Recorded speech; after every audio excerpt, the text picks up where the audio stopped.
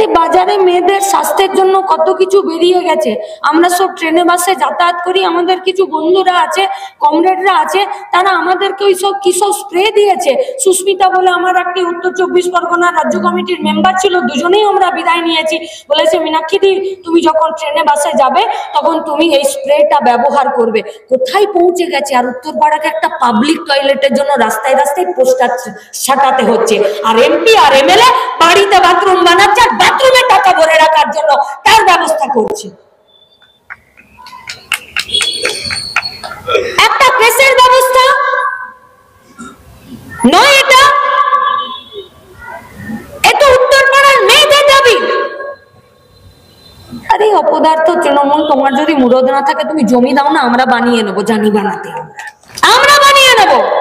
আর তোমাদেরকে গ্যারান্টি দিচ্ছি এখানকার পৌরসভাতে যে তোমরা যদি 12 ঘন্টা ডিউটি দাও, আমরা সমবায় করে নেব, সেখানে কোনো দুর্নীতি হতে দেব না।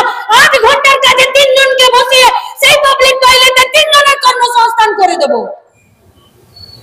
করো তোমরা, দাও 8 ঘন্টার কাজ পাবলিক টয়লেটে, যে সেখানে কাজ করবে। नहीं, दुनिया बदलने के लिए पहले दुनिया को देखने का नजरिया बदलना पड़ेगा।